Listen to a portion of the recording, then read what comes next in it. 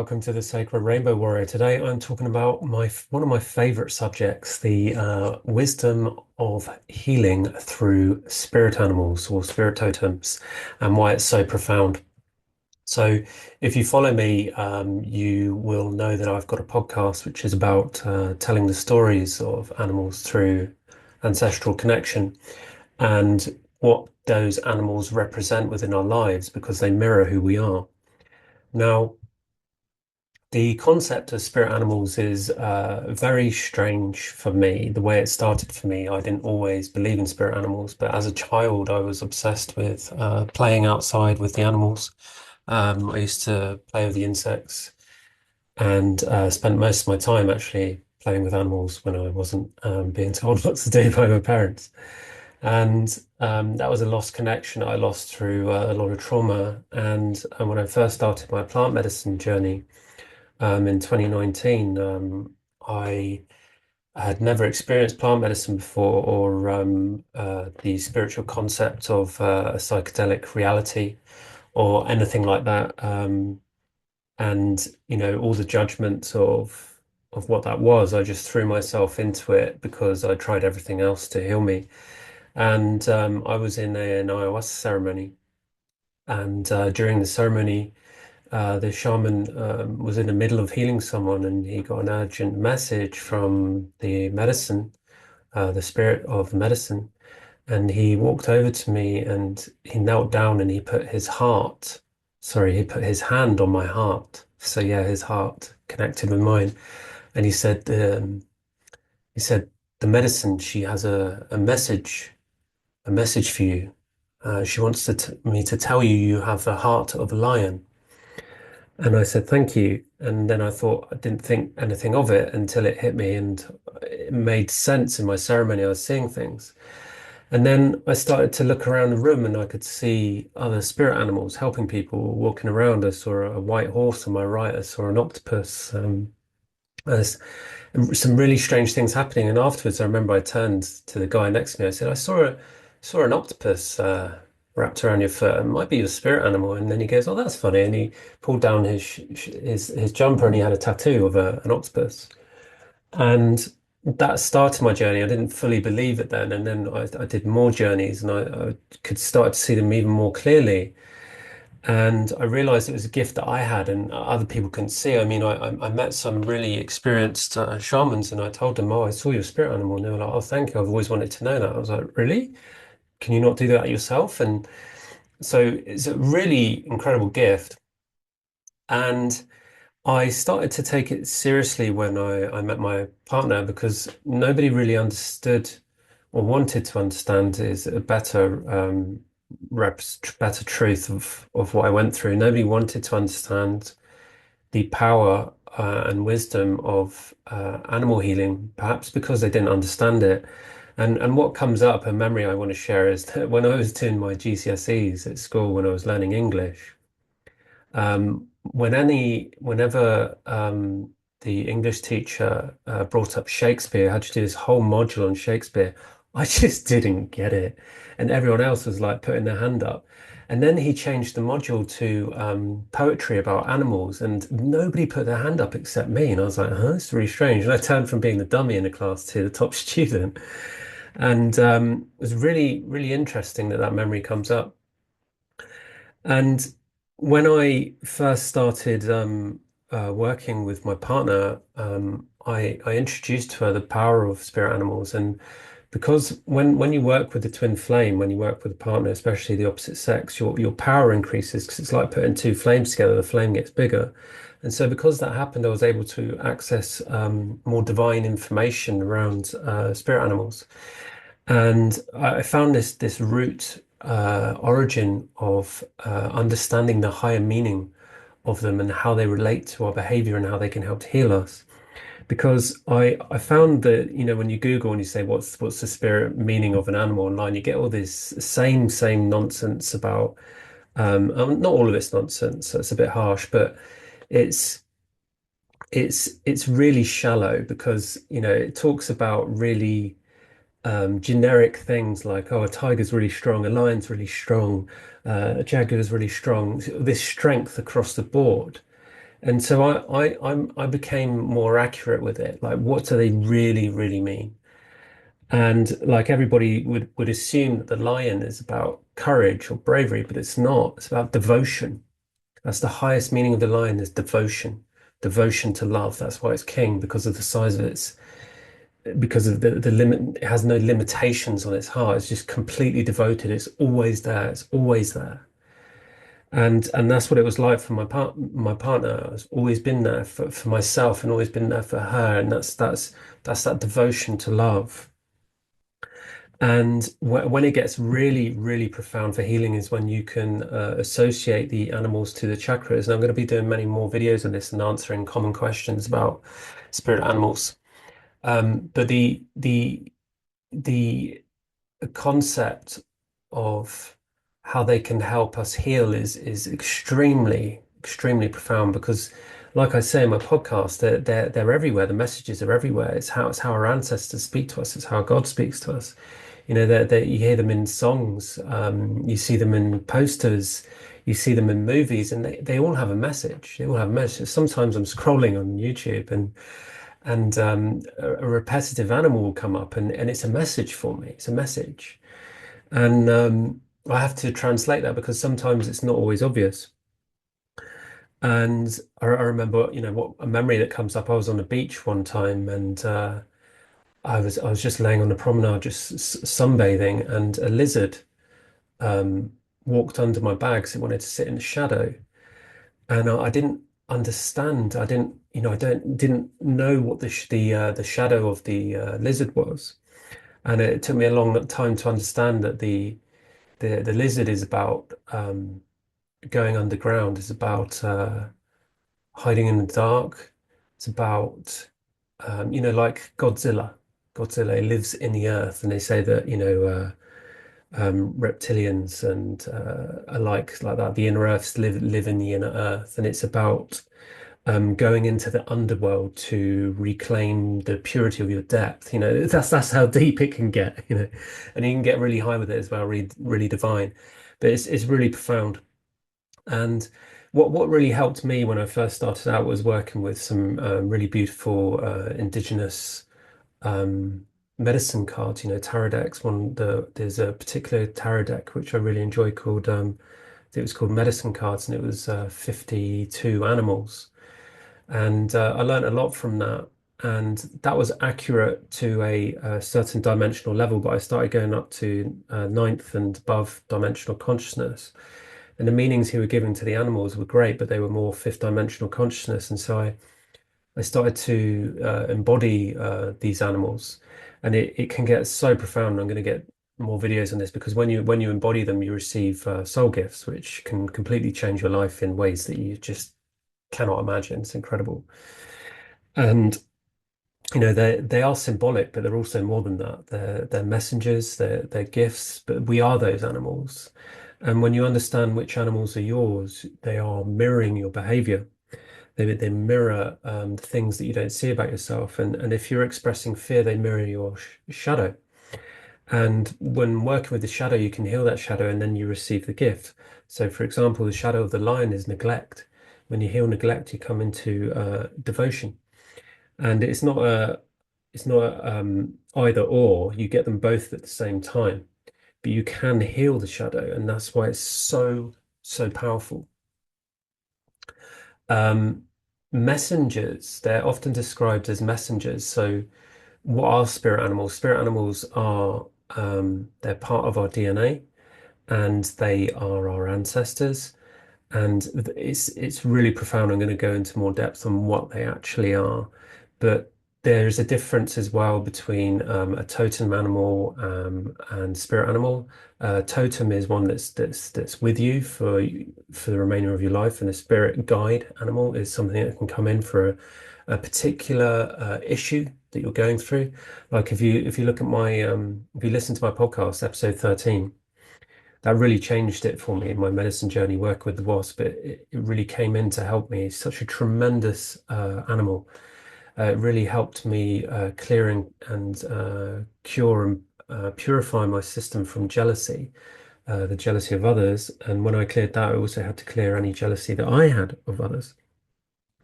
And then that led me on to influence and the influence of love, because that's the gift of the wasp.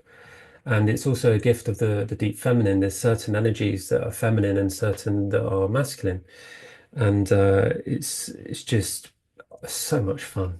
If I'm honest, it's so much fun. Um, and we can even talk about shamanism, and how people in the spiritual community try to tag and bag certain animals, which I will go into another video, is extremely bad idea. Extremely bad. It can really destroy your life. And in um, different cultures and traditions, they use animals, like they even use them in sport teams. But a common example I use is, for example, in country flags, like countries have animal spirit totems. Like America has the eagle, and the eagle represents supremacy of love. But in its shadow, I'm sure you can. I don't need to explain it to you how that connects supremacy, like in the World War, and how America have conquered other lands with their the supremacy of their army. So if the animal is not embodied in its purity, then the shadow acts out, and that's extremely bad news. And um, the the power of of spirit animals is really beyond any logical thinking. It's really beyond, because when you understand what they truly are, they're not just animals. This is like a grandiose judgment or that humanity has against animals, that they're lesser beings. It's just absolutely not true. It's not true at all.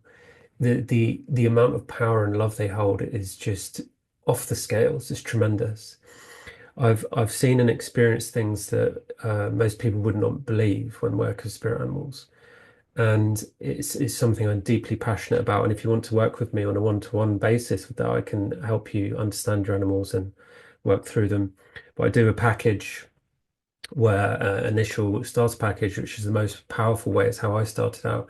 So understanding your heart totem and your shadow totem, because when you can work with your dark and light like that, it's life changing, absolutely life changing. It's so brilliant.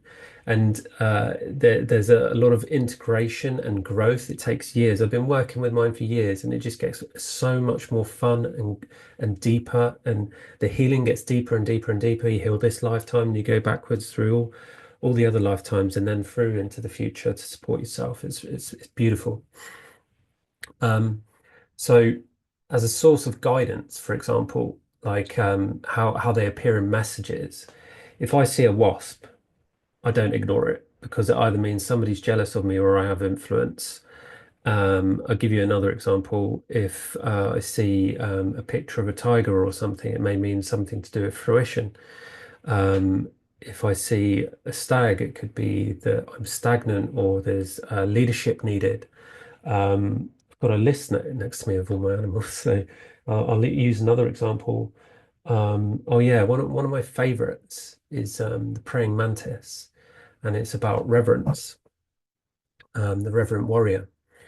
And the reverence of the mantis is so powerful that it can really change your whole reality and expectations of what you can achieve in your life. And I speak about this in previous videos on the antidote to becoming a man, to becoming a pure divine masculine is through reference to the feminine and to self, of course. And that's very triggering for a lot of men because of our toxic patriarchy. So I won't go into depth in that, because I've already done a lot into that, and I don't want to trigger too many. So the reason it's so profound working with them is that there are mirrors. Now, if you know the understanding the realms of love, then you know that God made us in our own image, which is a mirror of oneness. So the way we see God is the way we see ourselves, right? So if we have any judgments against what God means, or if we don't like the term God, then it's judgments and animosity that we have towards ourselves. And the same is with anyone that we are stood in front of, or any animal, because they are all expressions of God. And so if, for example, I don't like a specific animal, then I can define and define the shadow of what that animal is, and then I understand what I'm working with. So if I use, for example, the bat, so Batman. If I don't like Batman, then that means I'm dealing with perversion or denial. And you can see that I write about this in I've been writing about this, been writing a book on plant medicine integration about Batman and Superman. Batman obviously represents a bat and Superman the eagle. And the Batman denies uh, the children that he has, the adopted children. He denies his love for them, and he keeps it all stemmed up. And he lives a life of vengeance rather than coming to life. And so it's such a powerful totem. I could speak for hours on just the bat. The mythology around it is just incredible. So when you understand the messages, you can understand your own behavior. And if you can understand your own behavior, you can change it by healing it, by acknowledging it. That's how powerful it is. So this is a really, really beautiful gift that I'm sharing here. What else? So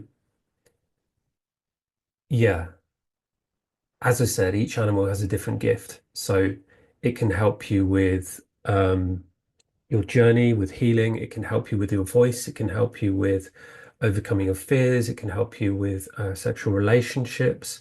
It can help you with direction, with career, with purpose, with your divine connection, below and above. It can help you with anything. You just have to tune into the right energy. And the learning to understand what your animal is. I actually, in the notes below, I'm offering a free meditation with a free meditation guide. I also offer there's a free plant medicine integration guide, so you can just click on the link. All you have to do is just sign up to my newsletter, and this will take you on the journey on how to discover your own spirit animal. And at first, when I first started doing it, I found it very difficult as a man because it is very heart-centered and it's about feeling. You don't always hear or see everything. And so if you're having difficulty, you can reach out to me and I can help you. I'll speak into a few common spirit animals, misconceptions. Like a lot of people think that the wolf is, I'm going to speak about the wolf, is about intuition or leadership. It's actually about teaching and mentorship. It's actually a pathfinder and a path carver. The owl, a lot of people think it's about wisdom. It's actually about silence and detection, so detective work. The shadow is actually silencing someone, and the other one is, where is it? I have not got it written. Oh, there it is. Interruption. There you go. Interrupting my flow. And the bear is about listening and compensation. Yeah. And the shadow is greed. And the when what's really interesting is when you work with these animals in mythological sense as well, in stories like you look at the fairy tales, like the Three Little Pigs, like the wolf comes up so much, and it comes up in so many different stories, especially in native traditions. And it really has it's a very powerful animal, and it shouldn't be messed with because spiritually, because it's essentially in in my understanding, it represents the dark consciousness. And if you are not able to fully work within your heart, that can be very dangerous. So interpreting the messages of spirit animals is very difficult if you are not in your heart. It requires a depth of perception and an open body. And when I get the meanings for the animals, I ask the universe, I say, what is the higher meaning of this? And then I wait, and sometimes I have to decipher. Sometimes I just get a word and I can work with that word. And sometimes I have to go into deep meditation. So there's different ways of connecting, but the best way is through meditation. And just seeing them or feeling them is a message in itself. But often when you connect with them directly, you can get a very powerful direct message for what you're actually going through at that moment. Um, so, like I said, I offer that free meditation in the notes below. Um, I have some incredible stories as well about the Wasp. And you can listen to that in episode 13 about how I used it to heal me. It's a really profound what happened. So go and check that out. But really, what working with animals does is when you embody them and you work with all of them together, you start to piece back together your soul, and you start to embody your higher self, because the higher self is so big, so large, the soul is so big, it's infinite. Do you have to do it in chunks? You have to do it in small amounts, and some parts of love are bigger than others, and so you get, lots of different walk-ins. So, what animal keeps coming up for you? And how often do you spend time in nature? So I'll reflect all of that back to you, and I hope that this brings up something for you where you really want to connect with your spirit totem. And like I said, reach out if you have any questions, and pay attention to your next animal encounter, whether it be in a song, in a movie, or wherever. What is it trying to teach you?